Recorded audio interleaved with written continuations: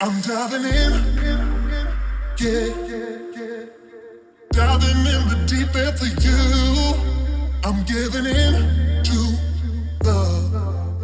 Hi everyone, my name is Declan McLean and we are super excited today to be joined by Swedish duo Cazzette to take a look at their new track, State of Bliss, in FL Studio. How you doing, guys? Good. How are you? Welcome. Great. Thank you. So before we get into State of Bliss and how you produced it, I just wanted to ask you guys a little bit about your background. How did you start making electronic music and how did you start making it together? I started making electronic music when I was 14 or 15. I always listened to it since I was a kid, so for me it was kind of natural. And we met when I was 17. Yeah, we started talking then. yeah. We met on MySpace at that Classic. time. We're not from the same city in Sweden, so that's how we started working together. Yeah. Yeah. And I was also 14, 15, something like that. I went to this high school disco or whatever, and it was really cool at the time. But I realize now how bad it actually was. But it was good enough to get me interested in starting DJing. And shortly after, I was like, well, DJing is cool, but I also want to make the music. Yeah, do you remember what those first tracks sounded like? Oh, yeah. Unfortunately, I do. I don't think anything was in key at all. Right. Yeah, I just learned by doing. So, because I don't have any musical training at all, so everything must have been really bad in the beginning.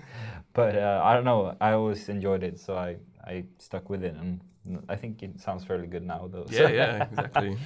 So how did you guys end up working together? Like Sebastian said, we met on MySpace, Right. and we just started sending demos back and forth to each other.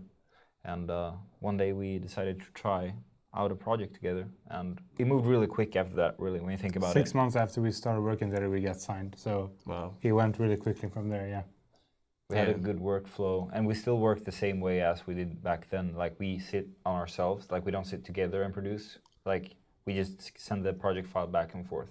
It's probably the first time we sit together with like on the same computer for maybe a few months. So why do you think that is? I mean, is it just you both prefer to work alone? I think it's just easier. You can spend as much time as you like on, coming up with the idea you have in your head. And I think that's why. Yeah. Without annoying the partner. Because If he wants to sit with a hi-hat for 40 hours, I'm not going to want to be a part of that. Yeah, like I'm not sticking around If he for has that. his vision about this hi-hat, I don't want to be a part of it until it's done. Yeah. It's funny you say that, though, because a lot of the time when we interview duos, it's actually the opposite. They like having someone there because they don't spend 40 hours in a hi-hat because the other person goes, it's fine, let's move on. You guys would be the opposite. I want to have that time. Yeah, and it's me same too. for him. It just makes everything easier. I mean, we go in together like in the end of the song and mix it and like master it and make sure everything is right. But in the creative process, no, not never. Your setup at the minute, is it you have two separate setups and do you even have the studio together or is it separate? Yeah, we have a big studio. We don't have it, but our management label has a big studio in Stockholm with 5 individual studios. Yeah. But so it's kind of ridiculous. Like if I'm there, because I don't live in Stockholm, but if I'm there, I sit in this room and Seb would sit in the room next to me, and we would work for a whole day, and then we meet up for dinner. Yeah, and then like switch project files and Is discuss. it slightly competitive then? Who can make the best track in a day? No. No. It's more. Oh, that's interesting that you did that today. I did this, and then we combine it. Yeah, and More fun, exciting. Yeah, for sure. Does it work the same way with vocalists then when you're collaborating, where you all work separately and you come together at then the end? it's more all together. I mean, if we write a song together with an artist, like if we want a top line, we usually sit together and just come up with the idea. But that's usually, then we don't sit with hi-hats for 40 hours. You know what I mean? Then That's it's more about like melodies and like lyrics and stuff then like it's that. also important that both like it as much. Because if I go in and write with somebody, then come to Alex and he says, no, I don't like this vocal at all. Just like, yeah, okay. Then what you're gonna do then? So it's better to sit together when you create ideas from start with vocals and stuff like that, yeah. Yeah, and vocals are a big part of your sound. I mean, why do you think that is? Do you always want to get something organic in there? Maybe, Well, I mean, it's But everybody likes interesting. vocals. Yeah. I mean, it's one the like you can also do so much with vocals. I noticed lately if you cut out vocals and like reverse it, distort it, auto-tune it, like and basically fuck it up, it will sound so unique. And there's no synth that can get that. I think that's why I really like vocals, because you can do so much with it. So for instance, if a vocal like this you write a song and this is what you get, you can even cut it out and create melodies and like a riff out of the vocal by screwing it up.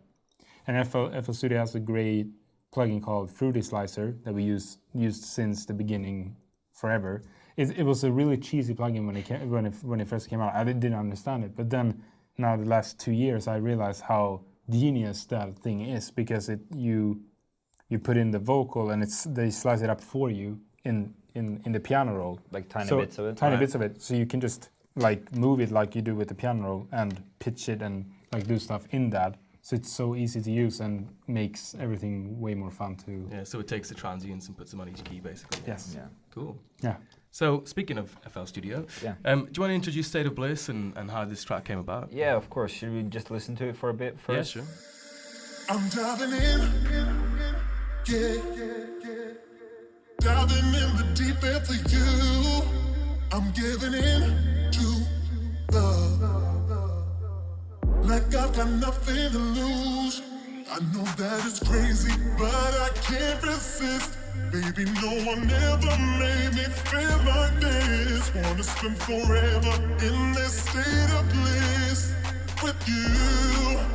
With you. I don't want nobody else. The love we got is unlike anything I felt. And I don't want nobody else. Nothing will do if I can't have you. Can't have you if I can't have you. Can't have you.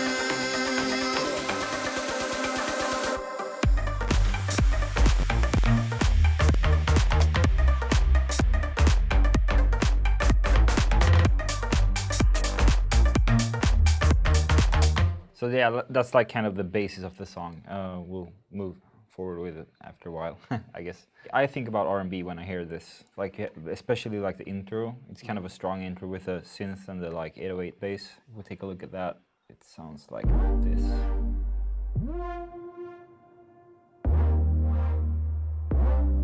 This is how unorganized we are. Yeah, lots of automation going on. Gotta make sure. Usually nowadays, like we do, like organize it a little bit better, but sometimes you don't have the energy to do it, because when you're in the mood, you just don't care about it, and then it's too late to fix it almost. So Seb, do you want to talk a bit about the synth, since you actually were the one who designed it? Yes, we did maybe, I'm not kidding, like 25 versions of this song, like in the last 2 years. We've been having this a cappella for so long and never came up with anything that we really fell in love with, like the beat-wise, and then we created this instrumental and thought it was really fitting. So this was the one for it. But yeah, I did this synth one day. I just listened to a lot of R&B and more kind of like The Weeknd, a little bit Flume and Disclosure. Also some more old school, like, yeah, old school R&B. So I wanted like something in that mood. So I did the synth and I did a pitch thing here with the decay, sorry. And I pulled it up so basically make it sound like wow, like it's more like It moves. It moves a little bit more, and it almost sounds like you have portamento on there, but it goes all the time. So it sounds like that wow, like. See how it sounds without that. See, it's way more flat and not as interesting. Yeah, so, and then I did an automation with LFO here on the cutoff, which you can also pull down the gain. Yeah. Right. So just giving the sound some. Yeah, it gives them Yeah. some movement. It sounds more alive. Yeah. And I'm really, when I make synths, I tend to always go to, like I want it to sound as alive as it can be. Because it's just boring when it's just like da da, like it's nice sometimes to keep it simple, but in this case it was really nice to just experiment and do it, make it sound a little bit more organic.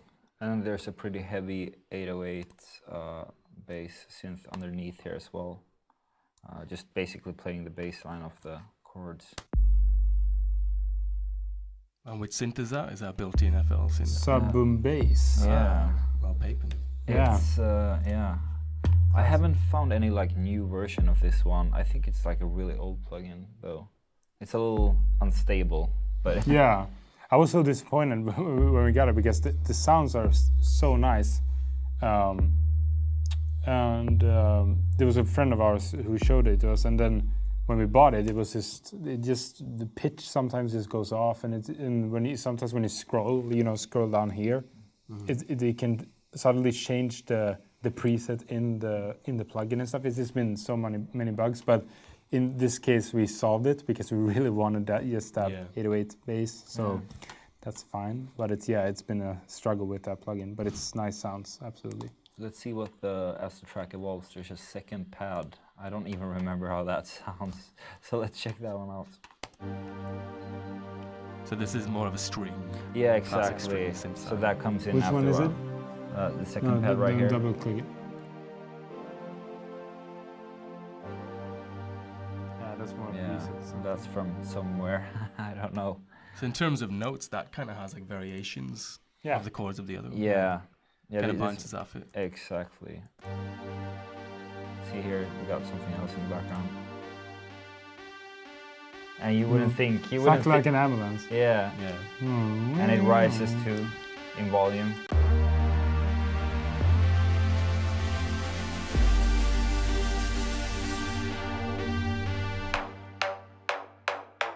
Yeah, and then it moves on to the build up here. Yeah. But talking a little bit about the vocals then, since it's such a big part of this song, this is actually how the vocals sounded when we got them. I'm diving in, yeah. And I think this is why we fell for the track in the beginning. It has a very like MJ vibe to exactly. it, Yeah.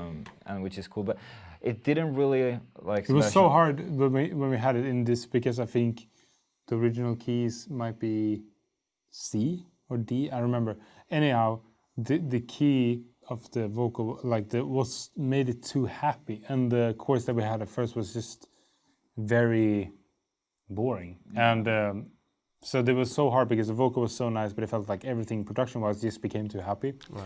And when we pitched it down, it made it more aggressive sounding, which we wanted a little bit. Not aggressive, but like a little bit more mature and not like happy pop music, you know. More So- minor. Exactly. Yeah. Just to compare the two of them, this is the Diving in original, the deep and end for you. then we got. Diving in the deep end for you. It's So 700 Yeah, I think cents so. down, I think.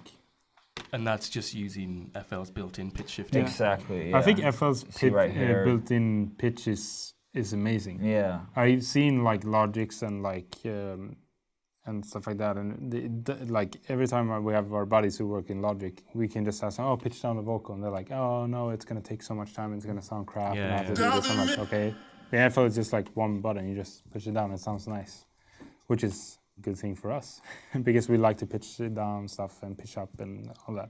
And in terms of mixing the vocal, that reverb came with the recording. Yeah, in this case, yeah, we asked for the dry files, but we couldn't really recreate the vibe from those. Otherwise, obviously, we prefer to work with dry vocals. But sometimes, you know, if it sounds good, then why do the extra struggle? Because you know, if everything is there, there's really not any need to mess it up. Do you want to talk about the effects? Yeah, There's not a lot of stuff going on since they were Because it's already wet. already processed, Yeah. pretty much. So we just got some basic fruity verb, which has a very like cheap sound, like very plastic. Yeah. But it's cool to sometimes to use it, you know. Some equalizing. Yeah, I got off some high frequencies because it Yeah. sounded like crap. If you take it off, just that one. Diving in the deep end for you. I'm giving in to There's love. no EQ. Like I've got nothing to lose. It sounds like that was imparted by the room that it was recorded in. Yeah. If you do So this, it's like a resonant notch. okay, now we're gonna be. Diving in the deep end Right. for you. See, you got those I'm horrible giving in frequencies. to love. Yeah, and that's just Like I've got nothing to lose. Is it, I know that it's crazy, but I can't. But it makes a big resist. difference. Oh yeah, absolutely. because sometimes when you even get like nicely recorded vocals, it can be depending on the person, like the singer's, like how the voice is, can be very nasal and very like too high up, and it just like hurts your ears a lot. Yeah. Yeah. Also some of the Esser. So yeah, so we have to take the Esser too on top of that. So We're very sensitive when it comes to those like higher frequencies. Out of experience, when you play stuff live, and we like to turn it up. And I think anyone who's standing behind the booth when we play can testify. It's pretty loud, and then it's important that you get rid of those like really screaming frequencies. Yeah. What are you guys monitoring on? Your main monitors? Genelex. yeah, Yeah. I don't know. I haven't found anything that can compete with that, to be honest. no, yeah, Next are the best. Yeah. Speaking of high frequencies, But you know what? When it's high frequencies in high strings, it sounds. If everything else is on point, it actually sounds quite nice in the mix. It doesn't. Some things just push it down a little bit, so it makes sense in the mix. You don't hear it that much. Yeah. But when you listen to it separate, you get crazy. Yeah. as you can hear, there's a volume automation for this one. It just rises. Yeah. It adds the tension. Exactly. It's like when you hear strings in movies, EDC, like you. Yeah. Kind of builds the suspense. Yeah. You show the main synths, maybe the bass and. Of course. Yeah, because the drums pluck are kind synths. of. We can go through the drums separately, maybe. Yeah. There's some minor FX works down here, just some crashes and booms and risers. Pretty typical electronic music stuff.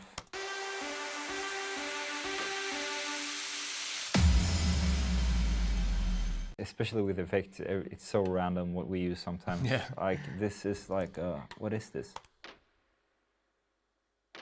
It's like some old claps or whatever, and it sounds good in the mix, but it's really weird. Like, Yep. it's important to use weird stuff, I think. Yeah. It gives you some personality. Yeah. Exactly, yeah. Alex has a tendency to put like really weird stuff in songs sometimes. Sometimes he come in and say, "Oh, do you like this FX?" I'm like, "Yeah, nice. What is it?" He's like, "Oh, it's like a zipper that you're pulling up like." Yeah. We use that as a reverse effect, and it sounds nice, but you don't think about it. Sometimes he can come in and use like a microwave, like when a microwave is done, like ding. Like Yeah, that yeah, it's sound. cool. He Though, uses but that. but And even if you could get that in a sample library, it's nice that you did it yourself. Yeah. Because through that process, Yeah. it's your own sonic stamp Exactly. on your Exactly. track. And I think, like Seb were talking about before with the vocals, and you can use them for so much other stuff than just, the main vocal. It's important to use stuff what they're not supposed to be for, because that's how you come up with interesting ideas. Yeah. Talking about creativity.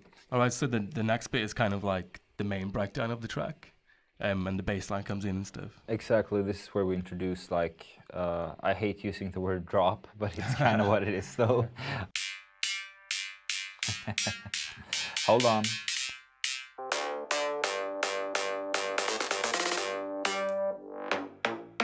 There we go. So let's take a look at the bass line then.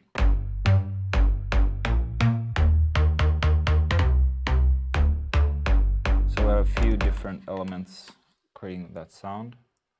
A lot of silence going on as usual. That's like one of our go-to synths. Right. We basically, it's in all of our songs. It's just such a easy synth to work with. So this is it. Like, this is what drives the whole through, like through the whole song once it's introduced, except for the second breakdown. We have the same 808 that's in the in the beginning. There's Jag ska bara mute allt, så bara ta ett taget. silence again.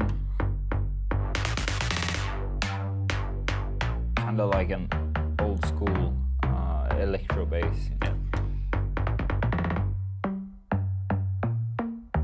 How do you explain this? It's like a pluck. Yeah, square plug. It also has that very like old David Guetta sound to it. I feel like.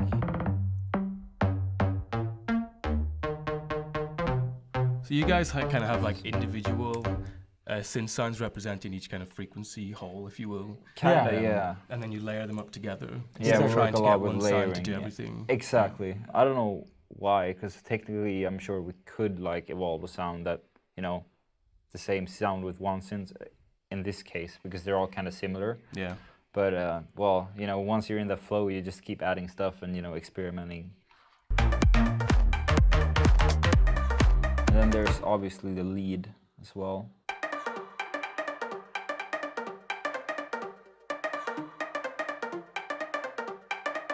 And I can also hear some vocal stuff going on under here.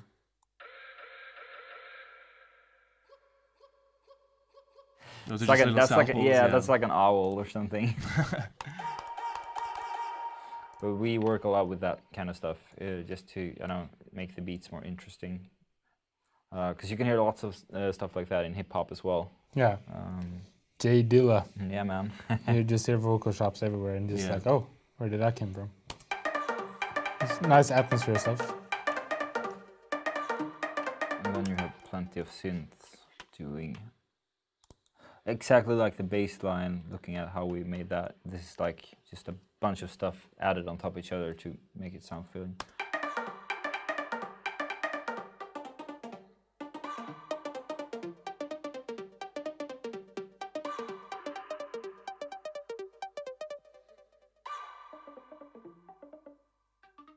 Wow, it's a They're lot. yeah, they're so subtle, like. Yeah. They're so subtle that you don't like, it's almost as unnecessary to use them, but they do something. Like when we unmuted them in like the whole thing, we're like, there's something that they just give them that extra push. Sure. So yeah, you kind of like layer up different versions of silence to create different timbres. Yeah. Would you then like group that maybe into one, so you can process it with one channel? It's kind of random how we do that, but yeah, like in this case, if I play. I think it's different mixes on some of the sounds, isn't it? Yeah, let's see what we got going on. It all here. depends on what kind of sounds you use, I guess. But as you can see here, we have this one has one kind of compression and some true verb to add some ambience. EQ, reverb again, EQ, phaser, reverb. And that's just one sound Yeah. within the layered sounds. It's this one and this one, I guess. Yeah. So that's for that one, but let's take a look what we got here. It's reverb and EQ. Yeah, it's not as much as going on for this one. But you're just rolling things off to make sure there's no Exactly. no Yeah, that's really important because you want to have the bass moving in that area right here instead of having it just all, you know, mashed together. Mm-hmm. I think that makes a huge difference when you mix. I guess all of that kind of there's- affects the thickness of the sound. It's all Exactly. very subtle individually, but it allows There's you a to lot- have less elements, Yeah. but still have a thick, full sound. And here we got the little vocal chops we talked about before. Also just simple EQ and some reverb. There's another quiet one. How do you decide that's enough now? You just keep going. So I think in this case we because remember it was way like more the lead were like kind of rough before, Right. way more meaty, but we kind of wanted that airy vibe. Yeah. So we just kept lower everything until it, you know, this is at the point where it almost doesn't make a difference, but it somehow still does. Yeah. Maybe it's all in our head, I don't know, but I think we're very happy with the song and that's, we just tweak everything until we're happy with it. For the drums, in the drop, and for the kick in the drum sounds, those are samples. Do you have your own library that you go to, or do you have a certain sample pack you always sample from? Are a lot of, as you can see here, it's like the library selector for FL, and there's a lot of sample packs that we work with. The Vengeance ones are great, but they're kind of overused though. So Yeah, we for started sure. looking elsewhere for drums and stuff. Machine has a very solid bass library that has a lot of cool stuff. Let's take a look at the drums then. So this is our kick drum. Nothing crazy going on here really. It's just that one. Sometimes we tend to layer drums as well because you want to have like different sub and a different high end and stuff like that. some simple compression. So that's without, that's with. It's a little bit snappier. Yeah. And EQ. Brings up the body a bit. Yeah, exactly. It's a little makes it a little bit heavier. And then these things are like sidechain. Okay. So the ghost kick basically. Yeah. So One for the vocal and one for the bass leads and all that. so yeah. So this one, on the other hand, is our like sidechain kick. So as you can see, everything is moving when that one hits. So we have linked all these channels to this one, and it's called 3DP controller. Then you can, it's kind of easy to set how the sidechain is gonna sound by just like using these different wheels. There's just 2 or 3 options, which is really basic. And for the rest of the percussion and the hats and the snares, it's kind of got a bit of a garagey feel to it. Exactly. Was that programmed? Did you play it in? It's loops. We're sampling loops Yeah. a lot actually because sometimes it's more fun to do that, but sometimes it's more nice to do your own drums. In this case, it was more nice to just do it as easy as possible, to be honest, and just like cut it a little bit and not be too complicated. Yeah. We did our own drums first. We found these loops from a pack that we got from a friend, and it just sounded good, so we just kept it to that. Usually we put loops in the beginning of the song, and then we might do our own stuff out of it. But in this case, it was just they were so tight and sounded good, so it was just unnecessary to change it. Yeah, and I think, see, these ones are even like, some of them are unprocessed. This has no FX channel, and that's like a key rule for us when we work. I think if it sounds good, it sounds good. Like, that's like the same. I think the more you know about production, the less you have to care, in a way. Because in the beginning, we were really like picky with how, you know, it has to be EQ'd, it has to be compressed or whatever. Now, not so much. Here's some though. Just some. Again, just rolled off. Yeah, exactly. Just isolated. Like, see, this is a full loop, but we only used like the very end of it.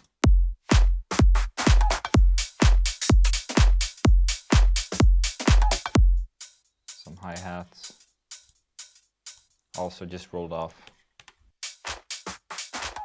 And basically in the verses, or the breakdowns, like over, let's see, like over here. It's just like the same beat, but without the kick drum on it, just to keep it moving, you know? Yeah.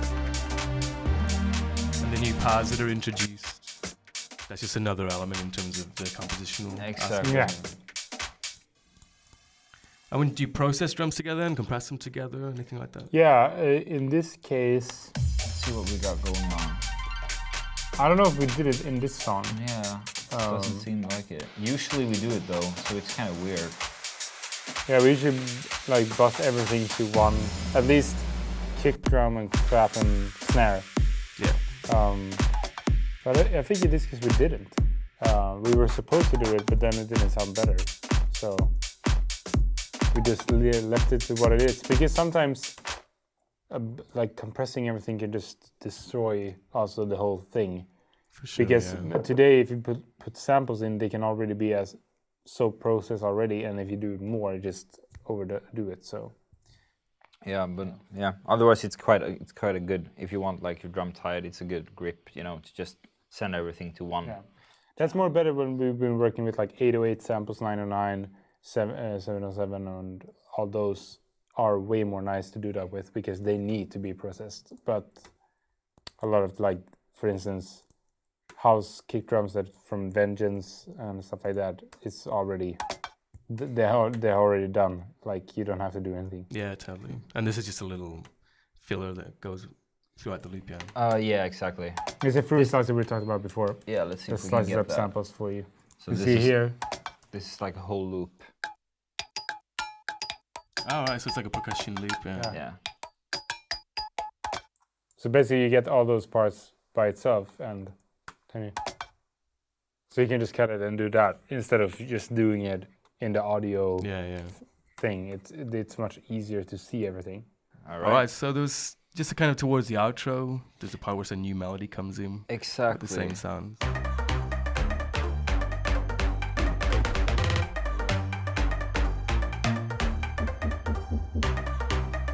Just to bring some extra life to the outro, and it's obviously the drums and everything were muted now, just so we could hear it easier.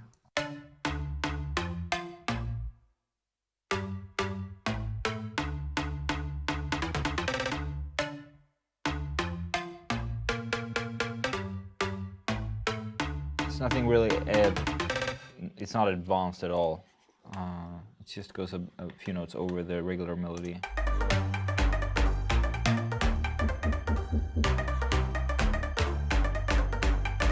Yeah, and it kind of enhances the bass line rather than the because that melody is already so messy, so that just got weird if we would add stuff there. So that's also silent.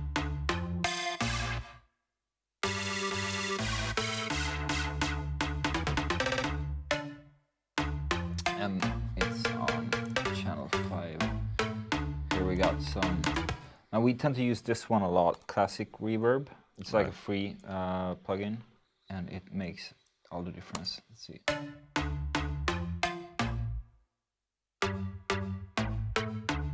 Gives that analog feel to it.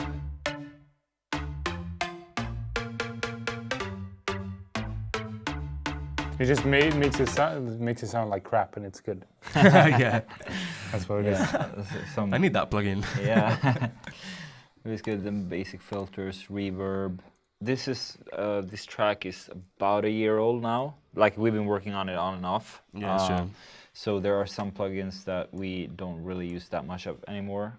We recently invested in the what's that reverb plug? Valhalla Room. Yeah, Valhalla Room. Yeah, that one is really good. Yeah, we've been keep using Fruity Reverb for ages, and now like some of the waves were reverbs, but never really used that either too much. So now when we got Valhalla Room, it just made life so much easier because it sounds so nice, and you can make. And there's also the vintage reverb, which make it sound a little bit more bad, I guess, but it's still like so nice and it's so easy to use, which I think if the waves reverbs are a little bit not complicated, but in order to make it sound nice, you have to do a lot, and I don't want to work too much. I just want to put a reverb on there and just press a button on the mix and it will sound nice. Yeah, for sure. That's the perfect thing for us, I guess. Moving on to some of the effects, there are actually a few cool stuff going on, like the one we just heard here. Is that a dog barking? Is it? It might be. Let's see, what is it? It's 400, okay, let's see how it sounds. I don't even know what that is. Sounds good though. Yeah, exactly. That's a great tip too, just put weird stuff in there to make it unique. That's like rain or pens or something.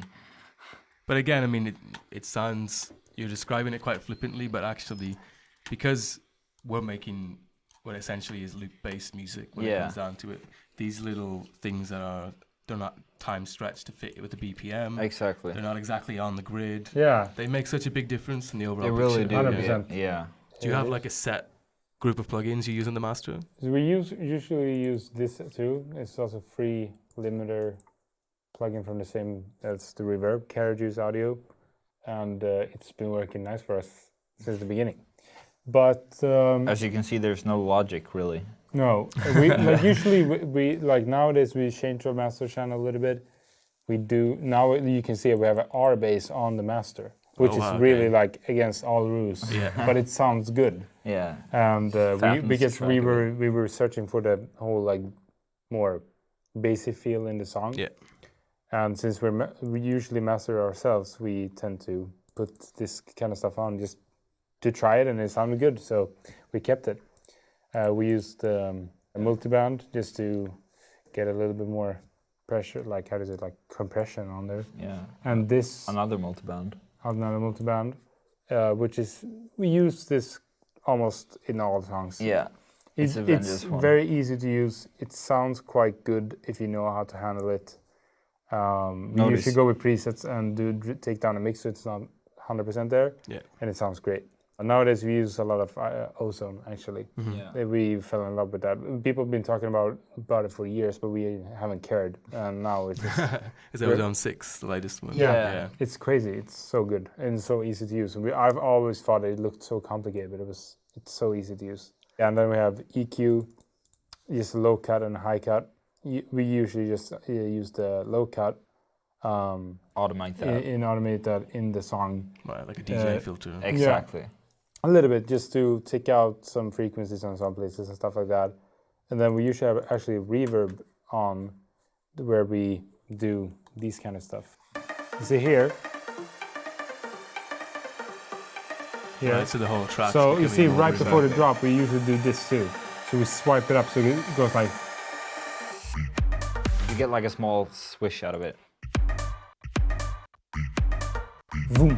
Yeah, So it just makes a small thing that you barely hear, but it sounds like it's like an FX that you put it before something hits, and it's quite nice. We always used it. So this I would say is a kind of standard master without the R bass. That was an exception, but yeah, Cool. So you always go to that free limiter plugin. Yeah, we Yeah. use that a lot. Yeah. in every Classic. everyone, Yeah. like every single master.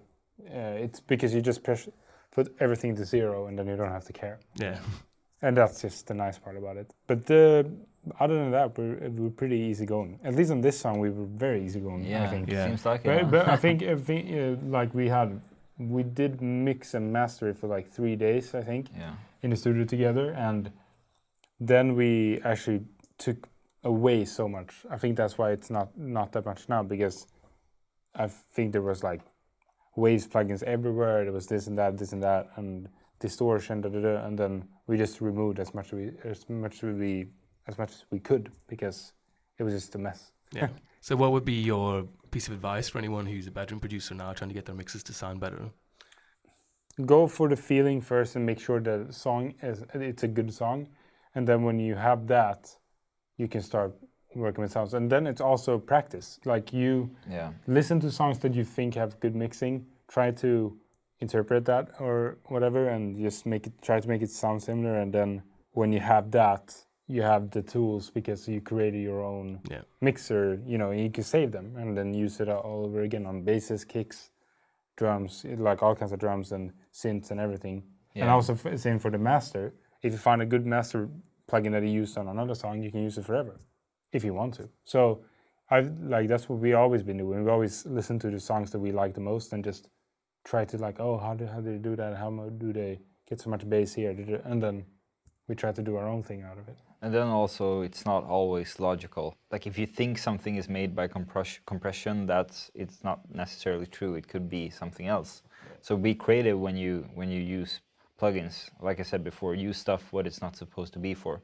And that's actually you who learned me that, because when we first started working together, I was studying musical engineering, and I was very organized and Very scientific. no, like the EQ has to come here and stuff like that. But then I was like a I said, mess. the more you I still learn, the less you need to care, which is really good. Absolutely. All right, guys. Well, thanks for coming in. Great, thanks for Thanks so having much. us. Nice one.